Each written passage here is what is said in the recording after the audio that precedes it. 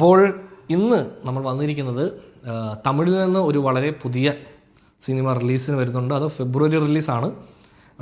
ഒരു ലവ് സ്റ്റോറിയാണ്, with love എന്നാണ് പടത്തിൻ്റെ ടൈറ്റിൽ. നമ്മുടെ ടൂറിസ്റ്റ് ഫാമിലിയുടെ ഡയറക്ടർ അഭിഷൻ, പുള്ളിയും പിന്നെ അനശ്വര രാജനും അഭിനയിക്കുന്ന ഒരു പടമാണ്. അതിൻ്റെ ട്രെയിലർ വന്നിട്ടുണ്ട്. നമുക്ക് ആ ട്രെയിലർ ഒന്ന് കണ്ടു നോക്കാം. There is a only possibility for the direction cannot be reversed. The solution of வாங்க என்ன பண்ண இப்படி நான் திருச்சியில படிக்கிறப்போ அனிஷான்னு ஒரு பொண்ணு ஏஞ்சல் நம்ம மைண்ட் ஒரு இமேஜினேஷன் இருக்கும்ல, அதுக்கு அப்படியே மேட்ச் ஆகும்.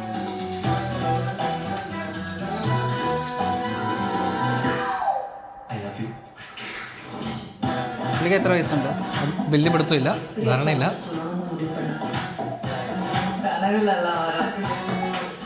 அவர்கிட்ட நீங்க எப்படியாச்சும் சொல்லிடலாம் இருந்தாலும் ஒழுங்கா நீ போய் சொல்லு, இல்லைன்னா வேலையெல்லாம் முடிப்பாங்க.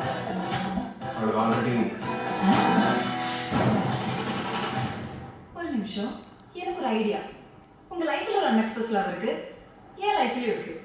நம்ம ரெண்டு பேரும் அவங்களை கண்டுபிடிச்சு அவங்கள்ட்ட ப்ரப்போஸ் பண்ணக்கூடாது? புரியல, செம்ம ஐடியா. போலாமா? ഷോൺ റോൾഡൻ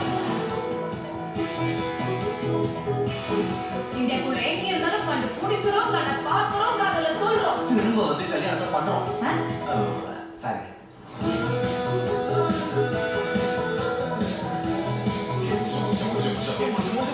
நான் பாத்துட்டு இருக்கேன். கண்டுபிடிக்க ஒரு எஃபோர்ட் கூட போடல நீ. இல்ல போட்டோ கொஞ்சம் கம்மியா போட்டாங்க. ஒரு கால் கூட போடல ப்ரோ நீ. ப்ரோ எனக்கு ப்ரோல கூப்பிடுங்க.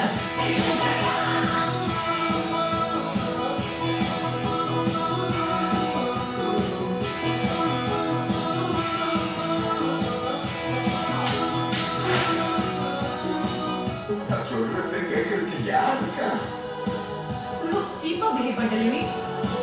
ரிலேஷன்ஷிப் இதெல்லாம் ஒன்றும் அவ்வளோ பெரிய மேட்டரே கிடையாது. அவகிட்ட பேசு. ഇവൻ அவ டெசிஷன் எதுவா இருந்தாலும் ரெஸ்பெக்ட் பண்ணு.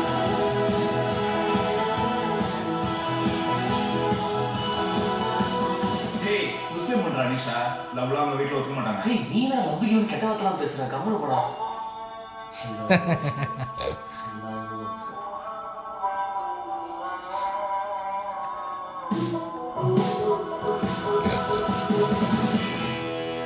മദൻ, മന്മദൻ അല്ലേ? വിത്തിലെ കമ്മലാണല്ലോ അതിനകത്ത് അല്ലേ? കമ്മലല്ലേ വിത്തിലവിനകത്ത്? ആണോ? ഫെബ്രുവരി 6-ാം തീയതി, അതായത് വാലന്റൈൻസ് ഡേക്ക് മുമ്പ് അതായത് ഒരാഴ്ച മുമ്പേ ഒരു റൊമാൻറ്റിക് റോംകോം ആണ്. ഇനി കുറച്ച് വരുമെന്ന് തോന്നല്ലേ റോംകോം ഉണ്ട് ആക്ച്വലി. ഇപ്പം ഫെബ്രുവരി റിലീസ് ഉണ്ടല്ലോ നമ്മുടെ തൂയാമേൻ, പിന്നെ റോമിയോ, ഇതെല്ലാം വരുന്നത് വാലന്റൈൻസുമായിട്ട് ബന്ധപ്പെട്ടല്ലേ. ഇത് ആക്ച്വലി ഈ അഭിഷൻ നമ്മുടെ ടൂറിസ്റ്റ് ഫാമിലി, ചേട്ടൻ പടം കണ്ടില്ല അല്ലേ? ടൂറിസ്റ്റ് ഫാമിലിയിൽ പുള്ളി ഒരു റോൾ ചെയ്തിട്ടുണ്ട്. പുള്ളിയുടെ റോളാണ് ആ പടത്തിൽ ഏറ്റവും ഇമോഷണൽ എലമെൻറ്റ് വെക്കുന്നത്. അതായത് പുള്ളിയുടെ സ്റ്റോറിക്ക് ഭയങ്കര ഒരു ഇമോഷണൽ കണക്ഷൻ ഉള്ള അത് നന്നായിട്ട് പുള്ളി ചെയ്തിട്ടുണ്ട്. പുള്ളി ഫസ്റ്റ് ടൈം ഡയറക്ടറാണ്, അതിൽ പുള്ളി ഫസ്റ്റ് ടൈം അഭിനയിക്കുകയും ചെയ്യണം. അപ്പോൾ അത് ഭയങ്കര നന്നായിട്ട് ആ സീക്വൻസ് ഹാൻഡിൽ ചെയ്തിട്ടുണ്ട് പുള്ളി. അപ്പോൾ അന്ന് കണ്ടപ്പോഴേ ഞാൻ ആലോചിച്ചു, അതും പടത്തിൽ ഇങ്ങനെ ചെറിയൊരു ക്യാമിയോ വന്ന് പോകുന്ന പോലെയല്ല, ആ കഥയ്ക്കകത്ത് ഒരുപാട് പേരുടെ കഥ പറയുന്ന കൂട്ടത്തിൽ ഇയാളുടെ കഥയും പറയുന്നുണ്ട്. അപ്പോൾ അത് പുള്ളിയുടെ പോർഷൻ നന്നായിട്ട് ചെയ്തിട്ടുണ്ട്. അപ്പം നമ്മുടെ പ്രദീപ് രംഗനാഥനെ പോലെ ഡയറക്ടറായിട്ട് വന്ന് ചേട്ടൻ്റെ ഫേവറേറ്റ് ആണല്ലോ. പ്രദീപ് രംഗനാഥൻ്റെ വലിയ ആരാധകനാണ്. അല്ല, എനിക്ക് പുള്ളിയുടെ ഡ്യൂഡും ഡ്രാഗണും കണ്ടിട്ടുണ്ട്. ഡ്രാഗൺ ഒട്ടും ഇഷ്ടപ്പെട്ടില്ല. ഏറ്റവും കൂടുതൽ ആൾക്കാർക്ക് ഡ്രാഗൺ ഇഷ്ടപ്പെട്ടു, ഡ്യൂഡ് വർക്കാവാത്ത ആൾക്കാരാണ് മെജോറിറ്റി. പക്ഷേ ഡ്യൂഡ് കുറച്ച് അതിനകത്ത് രസമുണ്ടാന്ന് തോന്നി പ്രദീപ്. അപ്പോൾ എനിക്ക് തോന്നുന്നു ഈ പുള്ളി ഇപ്പോൾ അഭിഷനും ഇവരിപ്പോൾ ഡയറക്ടേഴ്സ് എല്ലാവരും ഇപ്പോൾ ലോകേഷ് അടുത്തോടെ അഭിനയിച്ചുകൊണ്ടിരിക്കുകയാണ്. എല്ലാ ഡയറക്ടേഴ്സ് അഭിനയിച്ചുകൊണ്ടിരിക്കുകയാണ് അല്ലേ? ഇത് പിന്നെ അനശ്വര എനിക്ക് ന്യൂ ക്രോപ്പ് ഓഫ് ആക്ടേഴ്സിൽ ഒരുപാട് ഇഷ്ടമുള്ള ആക്ട്രസ് ആണ്. ഭയങ്കര വേരിയേഷൻ ചെയ്യാൻ കഴിവുള്ള ആളാണ്. ഇതിനകത്താണെങ്കിലും കുറച്ച് പുള്ളിക്കാരി തന്നെ ഡബ് ചെയ്തിട്ടുണ്ടോ? അതെ, പുള്ളിക്കാരി ഡബ് ചെയ്തിരിക്കുന്നത്. അതായത് പുള്ളിക്കാരുടെ എനിക്ക് തോന്നുന്നു ഫസ്റ്റ് തമിഴ്പ്പടമാണോ? അല്ല, ഇതിനു മുമ്പ് ഒരു തമിഴ്പ്പടം ചെയ്തിട്ടുണ്ട്, നമ്മുടെ സ്വാതന്ത്ര്യ അർദ്ധരാത്രിയുടെ റീമേക്ക്.